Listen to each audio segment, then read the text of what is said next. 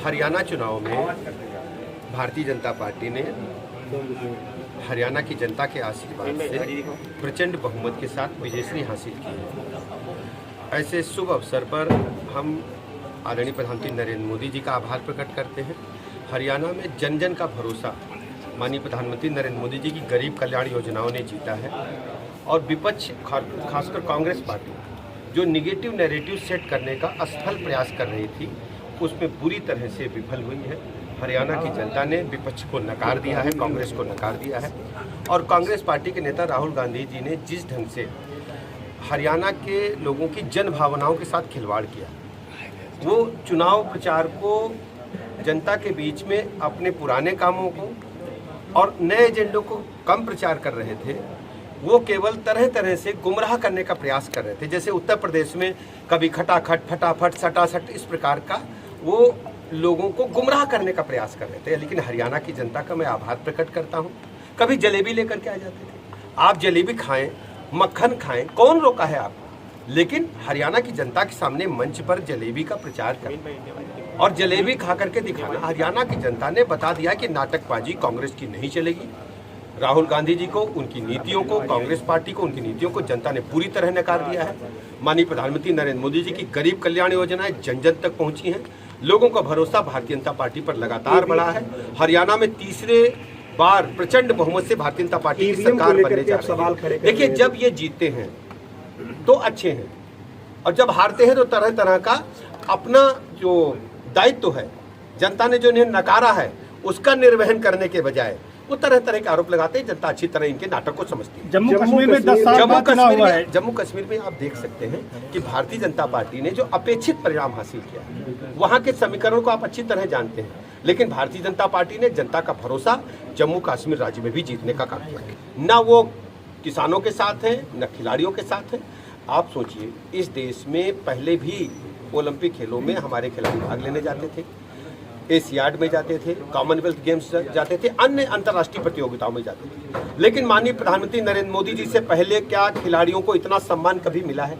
खेल विभाग के बजट को लगभग दोगुने से अधिक करने का काम माननीय मोदी जी ने किया है। और सभी जहां जहां भारतीय जनता पार्टी शासित सरकारें हैं, खासकर उत्तर प्रदेश की मैं चर्चा करना चाहूंगा, हमने खेल बजट के साथ साथ खिलाड़ियों की सुविधाओं को भी आमूलचूल रूप से बदलने का काम किया। उनको अंतर्राष्ट्रीय स्तर की सुविधाएं दी, उनको डिप्टी एसपी, नायब तहसीलदार जैसे बड़े पदों पर सीधी भर्ती के माध्यम से सरकारी सेवाओं में लिया है और उनको प्रोत्साहित करने के लिए और युवा खिलाड़ियों को प्रोत्साहित करने के लिए 4 करोड़ रुपए से अधिक के एक खिलाड़ी को देने का काम किया है। आप देखते हैं कि अभी हम लोगों ने कार्यक्रम किया था, 22 करोड़ रुपए से अधिक की जो धनराशि है वो विभिन्न खिलाड़ियों को हमने इनाम के तौर पर दी थी। सर, इन चुनाव का यूपी विधानसभा चुनाव पर कितना असर पड़ेगा हरियाणा के उपचुनाव पर? देखिए, आप जानते हैं उत्तर प्रदेश राज्य में हमारी सरकार पूरे देश में नंबर 1 पर चल रही है। लॉ एंड ऑर्डर पूरे देश में उत्तर प्रदेश में नंबर 1 पर है। हम 10 की 10 सीटें जीतेंगे। लोकसभा चुनाव में जो निगेटिव नैरेटिव कांग्रेस और विपक्षी दलों ने, सपा ने सेट किया था, उसको जनता समझ चुकी है। खटाखट, फटाफट, सटासट को कोई पैसा देने वाले नहीं है। ये लोग केवल गुमराह करके वोट हासिल करते हैं और जनता कांग्रेस समाजवादी पार्टी की कलई को समझ चुकी है। खासकर समाजवादी पार्टी के बारे में उत्तर प्रदेश में मैं कहना चाहता हूं, जब जब इनको ताकत जनता ने दी तब तक गुंडई, अराजकता, प्रदेश के अपराधियों का मनोबल बढ़ना, बहु बेटी की इज्जत का आबरू कब्जे में रहना, दुकानदार जो हमारे उद्योगपति हैं उनके गुल्लक को लूटना, बहु बेटी की शाम को निकलना मुश्किल हो जाना, अपहरण उद्योग चलता था उत्तर प्रदेश में। आज हम कह सकते हैं कि उत्तर प्रदेश राज्य में कानून व्यवस्था चाक चौबंद है।